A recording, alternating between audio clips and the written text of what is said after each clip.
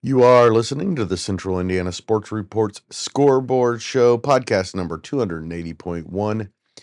All of the best sports news from America's sports hotspot and for America's best sports fans.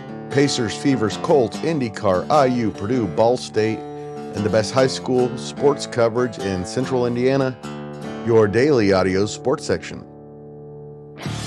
You're listening to the Central Indiana Sports Report with your host, Greg Mengels. Good morning, good afternoon, or good evening. Whenever you've chosen to listen to the Central Indiana Sports Report, we thank you for spending part of your day with us. Today is May 29, 2025. It's a Thursday. It's another day for Central Indiana sports, so it's another day for the Central Indiana Sports Report. I'm your host, Greg Mengelt, and I love Central Indiana sports. I am podcasting today from headquarters in Jeffersonville. Producer Susie is in the control room. Coming up, we got some Pacers, Fever, NBA playoffs, Stanley Cup news, plus postseasons are in full swing in high school baseball, softball, tennis, and track and field, and we'll have results from all over Central Indiana. Please go to our YouTube page and subscribe so you don't miss a single segment. Search Central Indiana Sports Report. It's very easy to find. Going to start having lots of video there soon as well. We will have reaction following the Pacers-Knicks Game 5 Thursday night. Please join us for that one. The reviews are in for Tyrese Haliburton. The Pacers point guard has been the talk of the sports world over the last 24 hours after his iconic 35-point, 15 assist, 12 rebounds, 0 turnover performance in Game 4's 130-121 win over the Knicks in the Fieldhouse. Here are a couple examples of the superlatives coming from two of my favorite of the national media, playing off the story that broke right before the playoffs that the NBA players had voted Haliburton the most overrated player in the NBA. First, Colin Cowherd. This series has come down to two players, the 2 point guards. And the most overrated player in the league has bested the clutch player in the league. Tyrese Haliburton, a performance for the ages. It doesn't even sound right. 32 points, 15 assists, 10 rebounds, 0 turnovers. Never been done in the playoffs.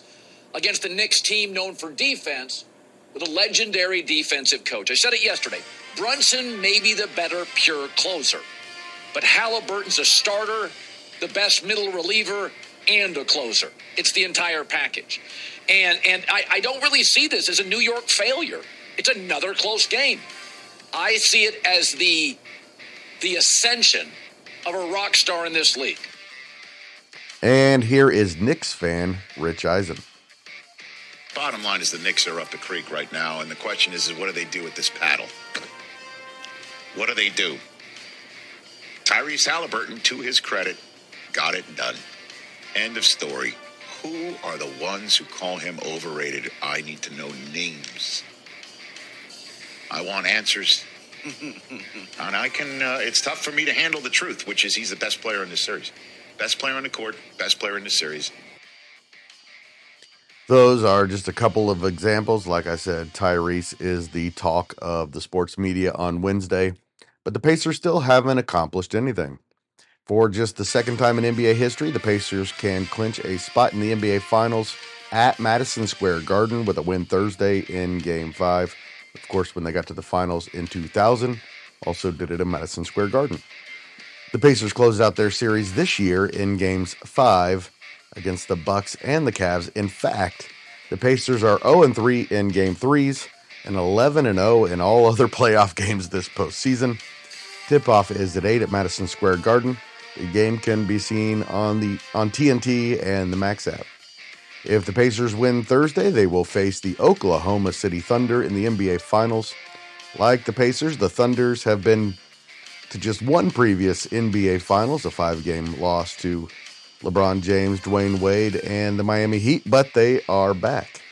Of course, the franchise also won the NBA championship in 1979 as the Seattle Supersonics, and were also in the finals in 78 and 96 in finals losses to the Bullets and the Bulls. Minus a poor performance in Game 3, the Thunder dominated the Wolves and won Game 5 by 30, 124-94, outscoring Minnesota 26-9 in the first and 39-23 in the second to lead 65-32 at the half in Oklahoma City. The Wolves were just 3 for 20 from the field in the first quarter. Most valuable player Shai Gilgeous-Alexander finished with 38 points, 8 assists, and 7 rebounds, and Chet Holmgren added 22 points and 7 boards. Oklahoma City's now 8-1 at home in the playoffs with wins by 51, 43, 36, 32, 30, 19, 15, and 7. The Indiana Fever lost a close one, 83-77 to the Washington Mystics in Baltimore without Caitlin Clark on Wednesday. DeWanna Bonner scored 21 points off the bench to lead the 2-3 Fever in the loss. She became the first player in WNBA history with 7,500 points, 3,000 rebounds, and 1,000 career assists. The starters combined for just 48 points without Clark. Head coach Stephanie White was asked what her team needs to do to improve without their star player. I mean, certainly, not having any points in transition, is one that's obvious. I mean, Caitlin is really good at finding rim runners, getting the ball up the floor. That's one. We got to be better there. Not relying so heavily on dribble handoffs and on-ball screens. And I know we talked about this pregame, feeling comfortable getting to our off-ball actions. I mean, that's still a growth process for us and a growth edge for us. You can see when physicality happens or defensive pressure picks up, it's like we revert to some old habits, settling for one-on-one, settling for jump shots, settling for dribble handoffs, instead of trusting the process of moving the ball and of playing in some off-ball actions. And, on nights that we don't hit shots and we struggled from the floor, and you got to give their defense a lot of credit for that. They kept us uncomfortable. They kept pressuring us. We've got to be able to rely on our defense. And there were times where it was really good. And there are times where it was really good and then we didn't finish the play and we gave up an offensive rebound, or we were really good for, 22 seconds and not in the last 2 seconds. But it takes being really good all the time, and it takes finishing plays. Kelsey Mitchell scored 14 points and went over 4,000 for her career. The Fever are expected to be without Clark for a minimum of 2 weeks with a thigh strain. Luckily, they only play a few games in the next 2 weeks, with 2 games in the next 8 days. They host 0-5 Connecticut Friday, and then the same Mystics next Tuesday. Washington was led by Brittany Sykes, who finished with 21 points. Earlier in the day, White was fined by the WNBA for complaining about the officiating in the post-game press conference following Saturday's 90-88 loss to the New York Liberty. The Florida Panthers are back in the finals to defend their Stanley Cup after beating the Hurricanes 5-3 Wednesday and 4-1 in the Eastern Conference Finals. It's Florida's third straight Cup Finals appearance. They beat Edmonton in 7 games last season after losing in 5 to Vegas the previous season. Edmonton is 1 win away from joining the Panthers in the finals again. Connor McDavid and the Oilers are up 3-1 on Dallas and can close out the series Thursday in Dallas. Puck drops at 8, and the game can be seen on ESPN. Games 6 and 7, if necessary, are scheduled for Saturday in Edmonton and Tuesday back in Dallas. The Cubs won again Thursday, sweeping the Rockies with a 2-1 win to improve to 35-21 on the season. Matthew Boyd improved to 5-2 by throwing 6 scoreless innings in his start, and Pete Crow Armstrong hit his 15th home run of the season to put the Cubs up 2-0 in the fourth. The Cardinals won 6-4 in Baltimore. The Brewers beat the Red Sox 6-5. That means the only team in the National League Central to lose Thursday was your Cincinnati Reds, who took a 3-2 loss to the Royals. In the Central, the Cubs lead the Cardinals by 3 games, the Brewers by 6.5, and the Reds by 7.5. The best news in notes section in all of Central Indiana sports podcasting. Ben Howlett has been named the head men's basketball coach at IU Indy. He's the 12th head coach in program history. Howlett comes to Indy from Division II West Liberty, West Virginia, where he led the university to a 217-37 record in 8 years and a national runner-up finish in 2023. With his win at Indy, Alex Palou moves into second all-time among Ganassi drivers in career wins. Scott Dixon has 57. It was Palou's 16th win, passing Alex Zanardi's 15.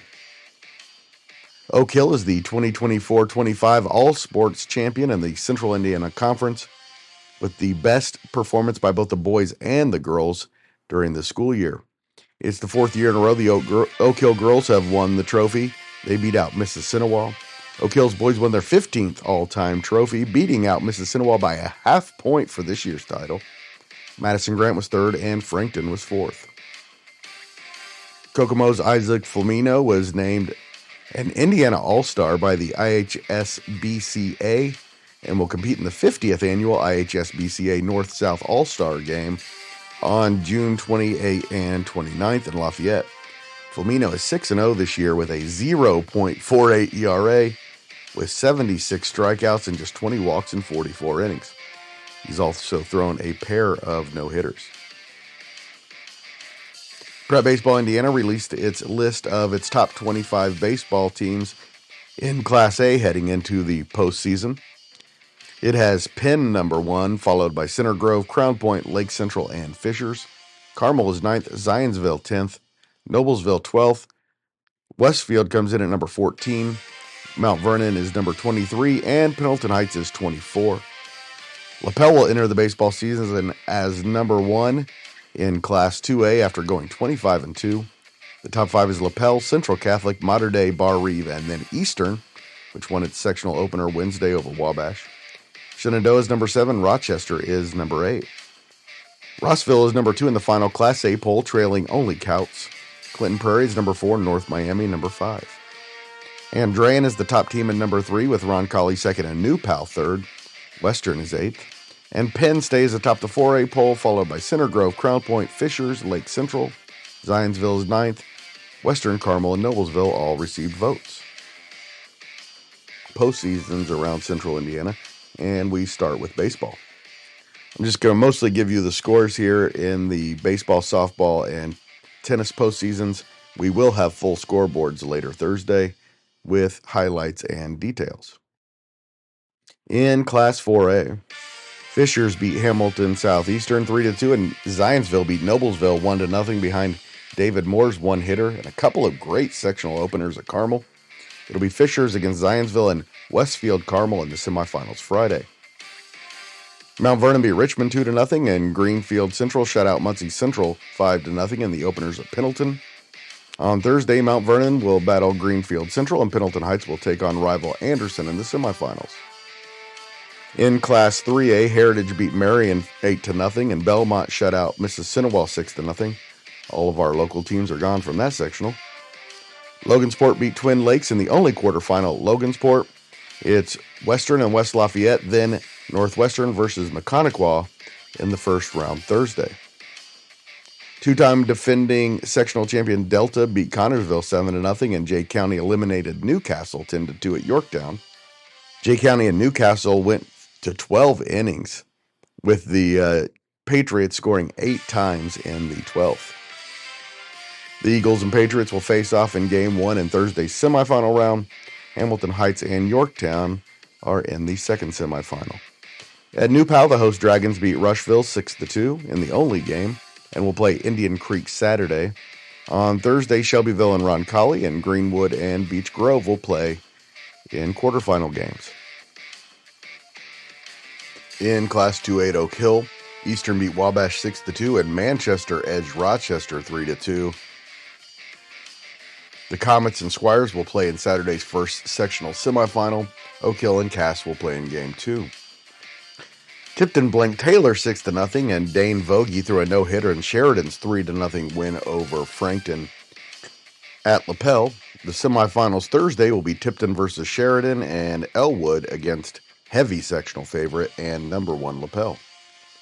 Eastbrook beat Burris 5-2, and defending champion Madison Grant defeated Alexandria 3-2 in the first round at Madison Grant. The Panthers and Argyles will play for the third time this season in Saturday morning's first semifinal, followed by Blackford and Wapahani.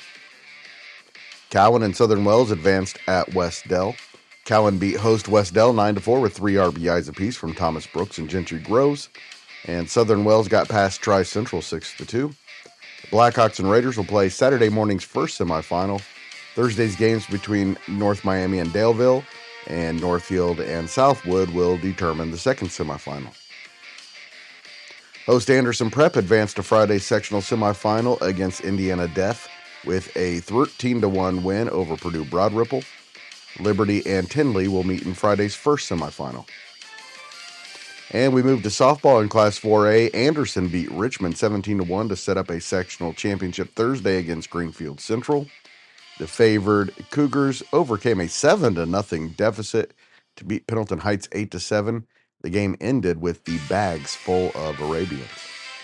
In 3A, New Powell won its second straight and 16th sectional championship in program history with an impressive 7-1 win over Roncalli in Wednesday's championship game at New Powell. It'll be Yorktown and Hamilton Heights in the sectional championship at Delta Thursday. Yorktown beat Connorsville 9-0, and Hamilton Heights blanked Jay County 3-0 in Thursday's semifinal round. In Class 2A, Triton Central beat Eastern Hancock 6-2 to win the sectional at Eastern Hancock. It's the Tigers' third straight sectional title. Manchester and Rochester will play for the sectional championship at Oak Hill after Manchester beat Eastern 9-6 and Rochester got by the host Golden Eagles 7-3 Wednesday. Alexandria is a win away from the program's fifth sectional championship after beating Eastbrook 5-1 Wednesday. They'll face host Blackford, a 13-0 winner over Wapahani in Friday's championship game. And in Class A, Indiana School for the Deaf beat Liberty Christian 12-8 to win the program's first softball sectional championship. In girls tennis, Westfield defeated Delta 5-0 to repeat as Noblesville regional champions and will face Homestead in Saturday's semi-state at Homestead. In the same bracket, Fishers topped Newcastle 4-1 to win the regional at Mount Vernon and will face Chittard in Saturday's semi-state at Center Grove. At Harrison, the host Warriors beat Kokomo 5-0 to advance to the Culver semi-state, where they'll face Munster. And Fort Wayne Carroll and Penn will be at Homestead after winning regional titles on Wednesday. Number 1, Brebeuf ended Carmel's 14-year regional championship streak with a 3-2 victory at Lebanon. The Braves will face reigning state champion South Bend St. Joseph in the semi-state Saturday at Culver. In the same bracket, Providence and Terre Haute South will play for the semi-state at Jasper. Regional champions Jasper and Evansville Memorial will be in the other semi-state at Jasper. The boys track and field regional championships are Thursday at Fort Wayne Carroll, Lafayette Jeff, and Lawrence Central. We'll have our preview out later Thursday along with scoreboards for baseball and softball. And in high school boys golf, Westfield beat rival Zionsville by 7 shots and Hamilton Southeastern by 20 to win the 36-hole Adam Schenck Invitational. Mac Myers shot a 72, then a 63 for a 135, and Jake Sassari finished with a 138. Eastbrook shot a 650 and was led by Aaron Folda's 149 and Landon Tropp's 150. Tipton shot a 652 and got 153s from Preston Lancaster and Calvin Condict. Frankton beat Mount Vernon 158 to 173 at Grandview. Isaac Fair was medalist with a 3 under 34, and Ryder Shepard and Reeder Utterbeck both shot 39s for the Eagles. Pendleton Heights beat Heritage Christian 142 to 165. Hayden Fox was minus 233 to lead the Arabians. New Powell won a close win against Eastern Hancock 157 to 162. Josiah Kissel had the best round for the Dragons with a 36. Yorktown beat Northeastern 328 to 343 in an 18-hole duel match at TPC. Marshall Johnson led the Tigers with a 77, and Ethan Gamble shot a career-low 18-hole round of 80. Zionsville beat Western and Peru in a 3-way meet at Rock Hollow. Peru's Maddox Bretzman was co-medalist with an even par 36. Northwestern topped Hamilton Heights 161 to 171 at Green Acres. Hudson Whaley's 38 was the best round of the match. Southwood beat Eastern and Wabash in a 3-way match. Gabe Gomez shot a 42 and Sam Tarivo a 43 for Eastern. with shot 175 as a team. And now you know everything we know about Central Indiana sports. Thank you so much for listening. Always appreciate it. If you want to help us continue to grow and thrive, please share these podcasts with your friends and family. We could really use your help, and we humbly thank you in advance.